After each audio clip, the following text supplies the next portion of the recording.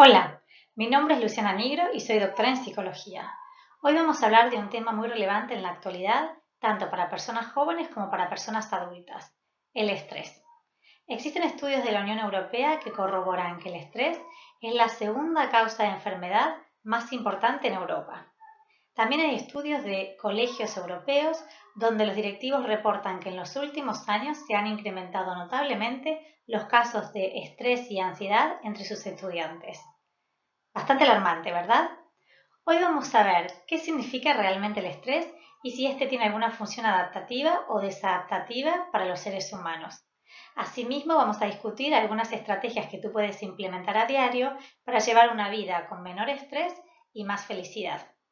Espero que lo que aprendamos hoy te sea de utilidad y que puedas implementarlo en tu vida cotidiana. Para intentar entender en qué consiste el estrés, vamos a hacer un pequeño ejercicio de ideación. Imagina que es un día soleado y estás caminando sola o solo en la jungla.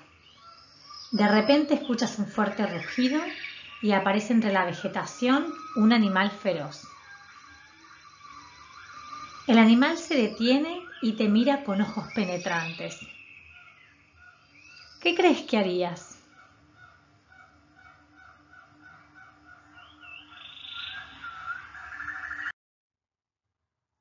Voy a darte algunas opciones. A. Quedarte inmóvil, petrificado. De esta manera existe la posibilidad de que el animal te ignore o te descarte como posible amenaza. B. Huir corriendo lo más rápido posible. C. Si consideras que tienes posibilidades de hacerle frente al animal o el peligro ya es inminente y no puedes huir, intentar luchar contra el animal. Seguramente a ninguno de ustedes se les ocurrió detenerse un momento, sentarse en una roca o echarse una siesta.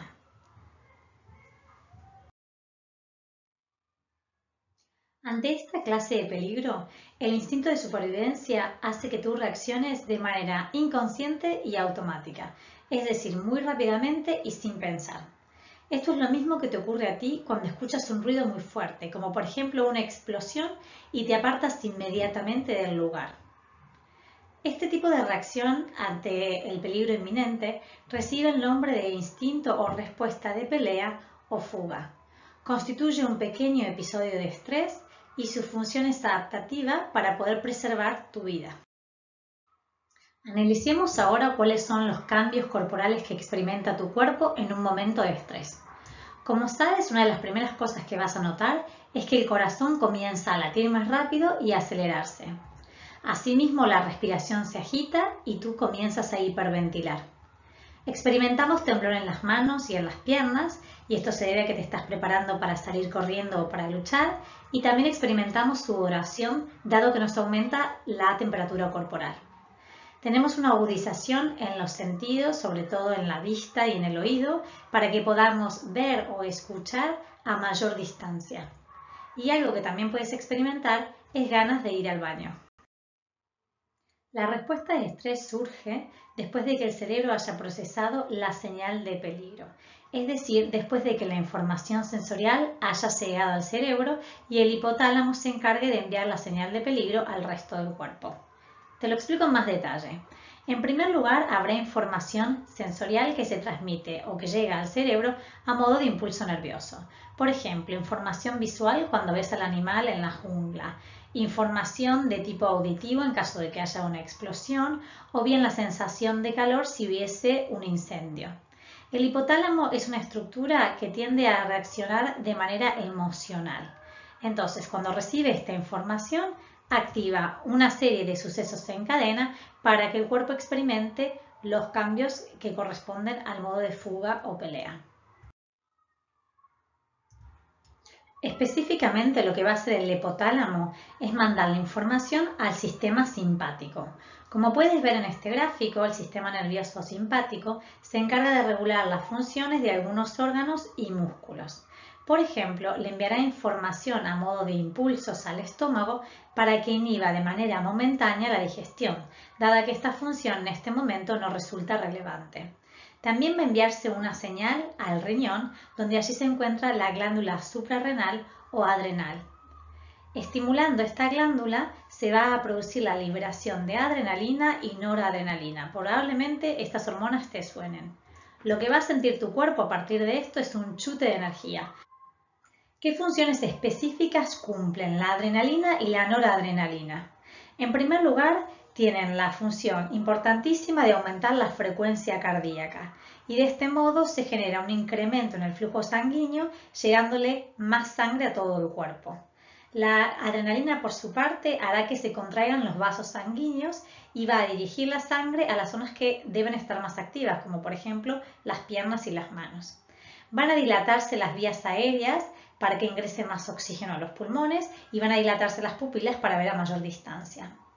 La noradrenalina tiene la función de liberar mayor glucosa, por lo cual va a haber más azúcar en sangre y esto significa que tendrás más energía disponible para hacerle frente a esta demanda.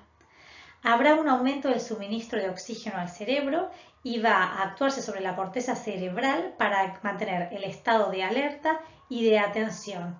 De esta manera va a inhibirse el sueño. Cabe mencionar que el efecto de la adrenalina y la noradrenalina operan a muy corto plazo. Para que tú te hagas una idea, la vida media de la adrenalina es tan solo de 1 o 2 minutos. ¿Qué pasa entonces cuando la amenaza no se ha extinguido y tú todavía necesitas de energía para darle respuesta a la demanda? Necesitas algún sistema que te ayude a mantener el pie sobre el acelerador. Y aquí juega un papel muy importante una sustancia que se llama cortisol. Voy a explicarte cómo funciona este mecanismo. Cuando el hipotálamo se da cuenta que la amenaza no se ha extinguido, le envía una señal a la glándula pituitaria o hipófisis. Esta produce una sustancia que se llama ACTH. La ACTH va a viajar por la sangre y llegar hasta las glándulas adrenales o suprarrenales. Y lo que va a hacer es estimular la liberación de cortisol. ¿Qué hace específicamente el cortisol? Incrementar el nivel de azúcar en sangre, es decir, de glucosa. Y asimismo va a ayudar al metabolismo de las reservas del cuerpo, es decir, las grasas, los carbohidratos y las proteínas. En definitiva, lo que está haciendo es produciendo más energía para que tú la tengas disponible y puedas hacer frente a la amenaza durante más tiempo. Asimismo, lo que va a hacer el cortisol es inhibir al sistema inmune, es decir, que va a bajar el sistema de defensa, ya que vas a concentrar la energía en dar respuesta a la amenaza. Sabemos entonces que la producción de cortisol es muy importante y necesaria para responder a situaciones de estrés. Sin embargo, también sabemos que la sobreproducción tiene efectos nocivos para la salud, tanto física como mental. A nivel físico genera hipertensión, colesterol y obesidad. A nivel emocional genera estados de depresión y ansiedad, por lo cual tiene un impacto directo sobre tu percepción de la felicidad. Volvamos a nuestra pregunta inicial sobre qué es el estrés. Seguramente que ahora ya tienes una idea más clara. El estrés se percibe como un estado de excitación mental y corporal. Consiste en una respuesta instintiva ante el peligro, por el cual se produce una serie de cambios en el organismo. Y como ya te he dicho antes, el estrés a corto plazo, es decir, el estrés agudo, tiene una función adaptativa y es muy importante. El problema aparece cuando el estrés se mantiene o se prolonga durante mucho tiempo. De esta manera tenemos un agotamiento físico, un agotamiento mental y llegamos a un cuadro de estrés crónico. Aquí es cuando el estrés pasa de ser una respuesta adaptativa a ser una respuesta no adaptativa. El modo en el que opera el estrés ha sido muy bien explicado o recogido por un investigador que se llama Seil. Él generó un cuadro al cual llamó el síndrome de adaptación general y de esta manera explicó que la respuesta ante el estrés tiene 3 fases. Inicialmente las personas tendemos a buscar el equilibrio físico, es decir, a mantener un estado de homeostasis. Cuando aparece en el ambiente una demanda, es necesario poder responder a ella para luego volver a un nivel de equilibrio. Voy a explicarte este síndrome en un poco más de detalle. Inicialmente, como he dicho, tú recibes la señal de alerta, con lo cual entras en una fase de alarma. El cuerpo tiene que generar una serie de cambios físicos para responder a la demanda del ambiente. el cuerpo se pone en estado de sobreexcitación hasta que llega un momento que pega un pequeño bajón, es decir, que no tiene la suficiente energía o fuerza para continuar haciendo frente a la demanda. Entonces lo que empiezas a hacer es que pones el pie sobre el acelerador y pasas a la fase de resistencia. Aquí es cuando empieza a jugar el cortisol. Cuando estás en resistencia, el cuerpo llega a un momento cúlmine de sobreexcitación y de energía. No obstante, el cuerpo no puede mantener este sobreesfuerzo durante mucho tiempo. Luego va a empezar a bajar, ya sea porque la demanda se ha extinguido o bien porque ha llegado a un estado de límite y por lo tanto va a pasar a la fase de agotamiento. En esta fase de agotamiento es muy probable que tú te enfermes y que lo que requieras sea simplemente descansar para volver a recuperar tu estado de equilibrio inicial. Vamos a hacer un breve repaso y una síntesis de lo que hemos estado viendo hasta ahora para ver si lo hemos entendido bien. Por un lado, te he comentado que el estrés es una respuesta de supervivencia ante el peligro y te he dicho que existe una respuesta natural, instintiva, que se llama fuga o pelea, que esa se activa para darle respuesta a un momento muy cortito y tener en cuenta la preservación de tu vida. Asimismo, he diferenciado dos tipos de estrés, el estrés agudo, que es a corto plazo, y el estrés crónico, que opera a mediano o largo plazo. Una respuesta rápida ante el peligro genera la liberación de noradrenalina y adrenalina. Si la respuesta de peligro no se extiende, se produce la liberación del cortisol. De esta manera el cuerpo se puede mantener en alerta durante más tiempo. Sin embargo, es importante saber que tras un largo periodo de estrés, las personas caen en fases de agotamiento e incluso pueden enfermar dado que el sistema inmune ha estado deprimido. También sabemos que una persona que experimenta estrés durante un tiempo muy largo tiene problemas a nivel físico como emocional. Entonces ahora voy a hacerte una pregunta para que tú reflexiones un momento. ¿El estrés es algo bueno o es algo malo? Evidentemente depende de la situación, de la intensidad y del tiempo durante el cual se mantiene. Antes de hablar de las estrategias para afrontar el estrés, te propongo un pequeño juego. Voy a hacerte algunas preguntas y te voy a pedir que te tomes un pequeño tiempo para pensar en la respuesta. Voy a plantearte el primer escenario. La señorita Trench pide que le entregues el trabajo de sociales y tú acabas de darte cuenta que lo has olvidado en casa. Empiezas a agitarte y a ponerte muy nerviosa o muy nervioso. ¿Qué fenómeno crees que estarías experimentando? ¿Un episodio de estrés agudo, un episodio de estrés crónico o un síndrome de adaptación general?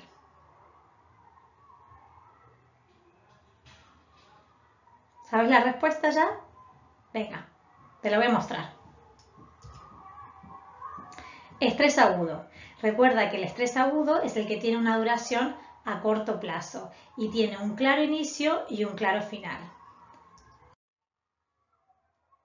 Pregunta número 2. Tienes examen de matemáticas y sabes que la nota va a ser muy importante para aprobar la asignatura. La señorita Adán te entrega el examen y sientes que te late muy fuerte el corazón. Se agita tu respiración y te aumenta la capacidad de atención, de manera que estás en mayor alerta. ¿Qué sustancia estaría liberando tu cuerpo? Hipófisis, adrenalina y noradrenalina, cortisol. Piensa un momento.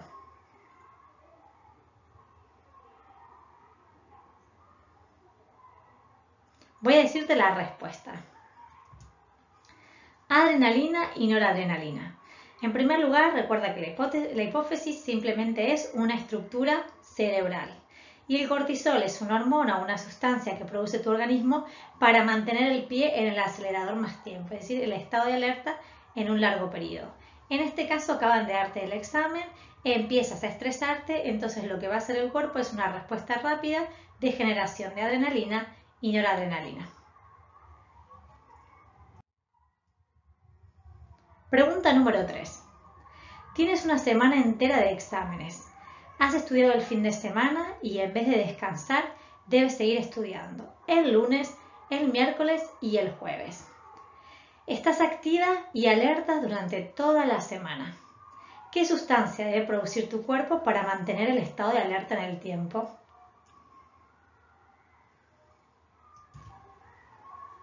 Cortisol. Ya te había dado una pista antes, ¿verdad?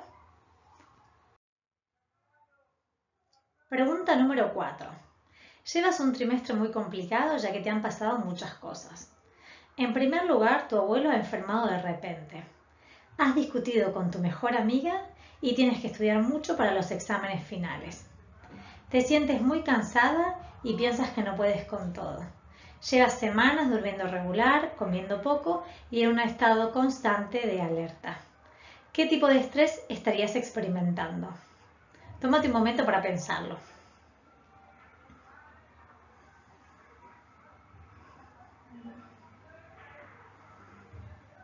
Voy a decirte la respuesta. Evidentemente estás viviendo un episodio de estrés crónico. Esto es porque, como dice la situación, ya llevas semanas o meses sosteniendo un estado de alerta. Siguiente pregunta. ¿En qué fase del síndrome de adaptación general crees que te encuentras? ¿En estado de alarma, de resistencia o de agotamiento? Piénsalo muy bien.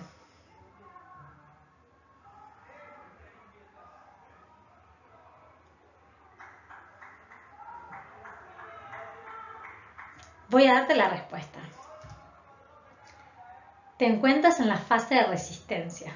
Como te decía, todavía estás resistiendo, estás en un estado de alerta para dar respuesta a todas las demandas que te trae el ambiente.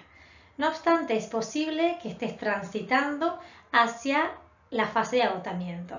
Y esto lo vemos porque ya estás cansada, ya estás experimentando un bajón en tu humor y evidentemente en algún momento tu cuerpo va a dejar de responder.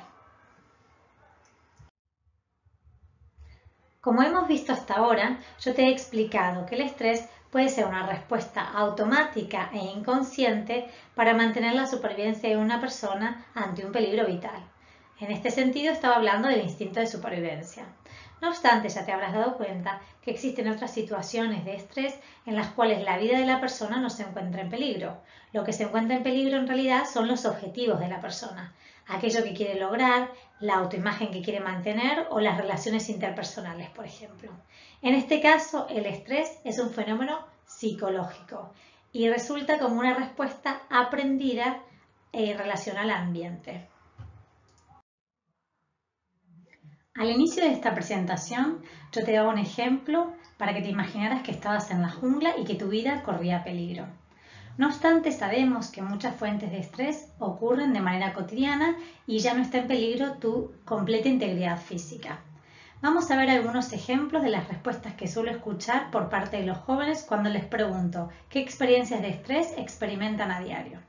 Entre las respuestas que me dicen, escucho muchas horas de estudio y pocas horas de ocio y de recreación, es decir, mucho tiempo de esfuerzo y poco tiempo para descansar o hacer actividades que les hagan felices.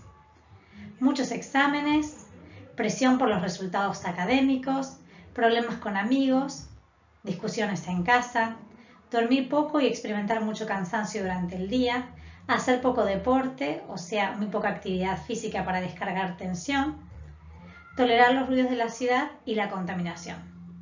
Estoy segura de que a ti se te ocurren muchísimos más ejemplos.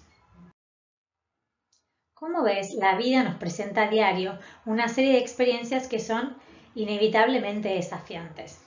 Sin embargo, sabemos que no todas las personas las experimentamos de la misma manera. ¿Te has preguntado alguna vez por qué será? Por un lado tenemos las demandas del ambiente, pero sabemos que éstas interactúan con la forma de ser y los recursos que tiene una persona. De aquí que hablemos de la percepción del estrés. Veamos un ejemplo. El señor Sir ha anunciado que dentro de 2 semanas habrá un examen de inglés. Como ves aquí, hay 2 estudiantes del colegio que tienen 2 reacciones muy diferentes. Inés se siente muy nerviosa por este examen, mientras que Carla está muy tranquila. Como vamos a ver a continuación, muchas respuestas del estrés son realmente aprendidas y depende del modo en el cual una persona interpreta la situación. Lazarus y Folkman son 2 investigadores que han desarrollado un modelo teórico muy interesante para ayudarnos a entender cómo la interpretación de la realidad puede tener un efecto en cómo nos sentimos y cómo actuamos. En su modelo, estos autores hacen referencia a dos elementos muy importantes en la experiencia de estrés. Estos son la evaluación cognitiva y el afrontamiento. La evaluación cognitiva hace referencia a la interpretación que hace un sujeto de la situación en la que se encuentra. Si decide que se encuentra en una situación de estrés, debe poner en marcha estrategias de afrontamiento, que son los esfuerzos que hace para manejar esta situación. Veamos en qué consiste el proceso de evaluación cognitiva. Como te decía, es una interpretación que hace la persona de la situación en la que se encuentra. En primer lugar, acontece la evaluación primaria, es decir, la persona reflexiona si lo que está pasando es relevante o irrelevante para su persona, para sus objetivos y sus valores. Si considera que es irrelevante, simplemente dejará de prestarle recursos atencionales. Si cree en cambio que es relevante, intentará decidir si se trata de una situación positiva o negativa. Si cree que es una situación negativa que entra en conflicto con sus objetivos o sus deseos, posiblemente decida que se trata de una situación de desafío o de demanda. En tal situación, lo que hará es proceder a una evaluación secundaria, es decir, va a evaluar los recursos que tiene disponibles para darle respuesta a esta situación. Entre estos recursos tenemos que distinguir los recursos personales, por ejemplo, las habilidades, la forma de ser de la persona, la experiencia, los recursos sociales, como son el apoyo social, y los recursos de tipo más físicos o ambientales, por ejemplo, si tienes energía, si tienes tiempo, si tienes dinero. La respuesta de estrés surge cuando la persona percibe un desajuste entre la amenaza de la situación o el desafío de la situación y los recursos que tiene a disposición. Es decir, tú vas a experimentar mayor estrés cuando consideres que la situación es muy desafiante, pero no tienes los recursos necesarios para salir exitoso. Cuando una persona ha decidido que una situación es potencialmente amenazante o desafiante para su persona, lo que hace es barajar las opciones que tiene para darle respuesta. Las estrategias de afrontamiento hacen referencia a este esfuerzo, consciente o inconsciente, que hace la persona para manejar las demandas que pueden venir del exterior o del interior. Estos esfuerzos pueden ser tanto en términos conductuales o en términos cognitivos. Existen dos tipos de respuestas, aquellas que están centradas en el problema y aquellas que están centradas en la emoción. Las que están centradas en el problema intentan eliminar o erradicar la fuente de estrés, es decir, resolver la situación problemática. Mientras que aquellas que están centradas en la emoción lo que intentan es reducir la emoción de estrés, es decir, aquel malestar que la situación te provoca. Hay que hacer la aclaración de que no existe un modo único o ideal de afrontar una situación o un problema. Va a depender siempre del momento en el que te encuentras, la situación en sí misma, tus objetivos, tus valores y los recursos que tú tienes a mano en ese momento. Vamos a discutir ahora estrategias de afrontamiento que están centradas en intentar resolver el problema. Hablemos en primer lugar de las estrategias adaptativas, que son estrategias que están toleradas socialmente y que posiblemente te ayuden, que sean eficientes para erradicar la fuente de estrés.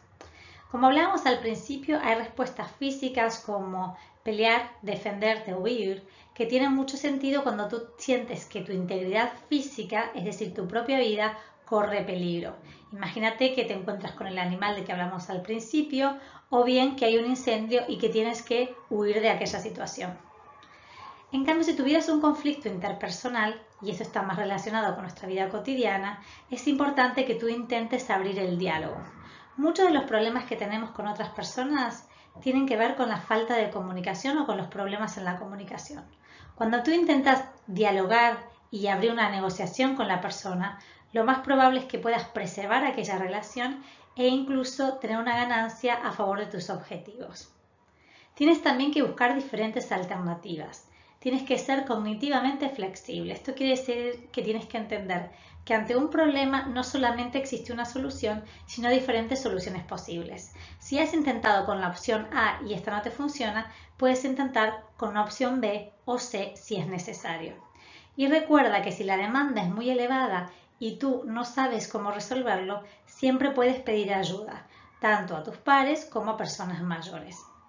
Veamos ahora las siguientes estrategias tales como gritarle o pegarle a una persona con la cual tienes un conflicto, evitar un problema constantemente, incluso aunque te haga mal, ¿sí? Básicamente postergarlo, o hacer algo así como copiarte en un examen. Como te darás cuenta inicialmente, es muy probable que este tipo de acciones sean desadaptativas, es decir, que no solo no te ayuden a resolver el problema que tienes, sino que te generen más problemas y más conflictos de los que estás sufriendo actualmente. Ahora vamos a discutir estrategias de afrontamiento frente al estrés que están centradas en la emoción, es decir, que tienen el objetivo de regular tus emociones y disminuir la sensación de malestar, estrés o frustración que la situación conflictiva te ha provocado. Existe una lista muy larga de estrategias adaptativas y yo voy a darte aquí algunas sugerencias. Estoy segura de que a ti se te pueden ocurrir otras más. En primer lugar, voy a alentarte a pensar en positivo. Si tú te encuentras ante una sensación de malestar y una situación que te está costando resolver, si tú te hablas en negativo, lo único que vas a hacer es reducir la sensación de bienestar y aumentar la sensación de estrés. Te lo desaconsejo. En segundo lugar, es importante que intentes algunas técnicas que te ayuden a sentirte mejor y a mantenerte más centrada, como por ejemplo la meditación o las prácticas de relajación. Se sabe que la meditación tiene efectos corroborados para reducir la sensación de ansiedad y de estrés, aumentar los efectos de la concentración y la atención y mantenerte más estable disfrutando del momento presente. Es decir, que tiene un efecto positivo sobre tu sensación de bienestar y felicidad. De manera similar, las prácticas de relajación van a ayudarte a bajar el tono negativo de tus emociones. Las técnicas de relajación pueden estar centradas en controlar la respiración, en escuchar música o en generar una ideación positiva de situaciones agradables. También es muy importante practicar deporte. Tú sabes que la actividad física es muy buena tanto para la salud física como para la salud mental. Esto va a ayudarte a mantenerte más optimista, activo y a liberar tensión. Puedes también disfrutar de distintas formas de arte. Por ejemplo, escuchar o hacer música, ir a un concierto que te gusta, ir a museos a disfrutar del arte, dibujar en casa, ir a teatros o cualquier actividad que esté relacionada con este tipo de actividades. Asimismo, te aconsejo que no te quedes todo el tiempo en casa pensando en los problemas, sino que te hagas tiempo para buscar apoyo social y situaciones de disfrute sociales, como por ejemplo salir con tus amigas o con tus amigos al cine, a tomar un café o simplemente a dar una vuelta. Es posible que durante un momento puedas cargar pilas y cuando vuelvas a la situación que te estresa te sientes un poco más optimista. También te aliento a hablar de lo que te pasa. Es muy importante que tú puedas compartir lo que sientes, ya que existe algo que se llama efecto catártico. El efecto catártico significa que cuando compartimos algo ya nos sentimos mejor, logramos ponerle un nombre, logramos elaborarlo e incluso podemos tener un refuerzo por la parte que nos escucha. Y por último, otra idea que se me ocurre es que puedes mirar una serie para despejarte un momento o una película que te guste, es decir, hacer alguna actividad de recreación o de ocio que te permita mantener la mente ocupada con otro tipo de situaciones y no con lo que te genera estrés. Veamos ahora qué opinas tú de las siguientes estrategias. Una persona quiere reducir su sensación de estrés, de malestar o enojo haciendo lo siguiente: rompiendo cosas, golpeando paredes, buscando pelearse en la calle o consumiendo sustancias como el alcohol y las drogas. Recuerda que siempre es muy importante mantener tus objetivos y tus valores personales. Y cuando decidas qué hacer para controlar las emociones que sientes, lo importante es que mantengas un buen nivel de autoconcepto, es decir, que puedas sentirte bien respecto a ti mismo. Hay algunas situaciones que lo único que te van a hacer es generarte más problemas, como ya te lo había comentado antes, pero además no van a disminuir la sensación de estrés, sino que la van a incrementar, van a hacer que se escalone. Entonces recuerda que lo importante es buscar estrategias que te ayuden a estar más calmo, más centrado y más positivo. Hay algunas cuestiones muy importantes que yo quiero que tú recuerdes cuando termine la presentación. En primer lugar, recuerda que debes cuidar de ti misma o de ti mismo, es decir, que tienes que evitar hacerte daño a ti mismo.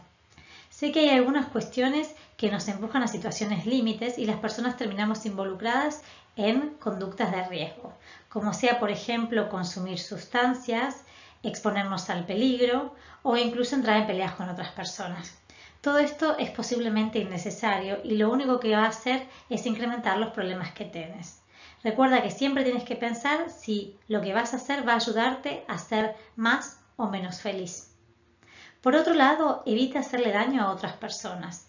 El hecho de que estés bajo estrés o bajo un estado de enfado no justifica que le hagas daño a nadie. Y como ya he dicho anteriormente, la violencia física solamente puede justificarse en cuestiones donde tu integridad física realmente esté en peligro. Si tienes un problema interpersonal, es decir, un conflicto con otra persona, tiene muchísimo más sentido que intentes estrategias como la negociación o la conciliación, es decir, que intentes solucionar el problema a través del diálogo. Otra cuestión muy importante es no postergar la solución del problema, es decir, no procrastinar. Si tienes un problema, lo mejor que puedes hacer es buscar la manera de resolverlo. De esta manera vas a eliminar la fuente de estrés y vas a sentirte muchísimo mejor contigo mismo y con tu entorno. Hay muchos estudios que demuestran que cuando las personas atravesamos situaciones de estrés, luego incrementa incluso nuestra autoimagen y autoestima. Imagínate que has pasado por un momento de tu vida muy difícil.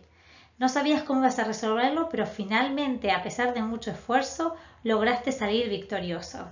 Cuando tú piensas en esa experiencia, te sientes muchísimo mejor respecto a ti mismo y te sientes mucho más fuerte y seguro para enfrentarte a nuevos desafíos de la vida. Si bien es muy importante intentar cumplir con tus objetivos y resolver tus problemas, la vida también te va a enfrentar a situaciones donde realmente hay muy poco que tú puedas hacer para cambiar la condición del entorno. Imagínate, por ejemplo, que alguien que tú quieres mucho está enfermo. Posiblemente hay muy poco que tú puedas hacer para quitarle la condición física que padece. Imagínate un escenario muy diferente, que alguien en tu entorno tiene una actitud o una forma de ser que no te gusta. Has intentado hablar con la persona, aconsejarle y demostrarle por qué su actitud no resulta muy positiva. Sin embargo, la actitud de esta persona no cambia. Ante situaciones que realmente tú no puedes cambiar, tienes que intentar aprender algo nuevo. Aprender a aceptar.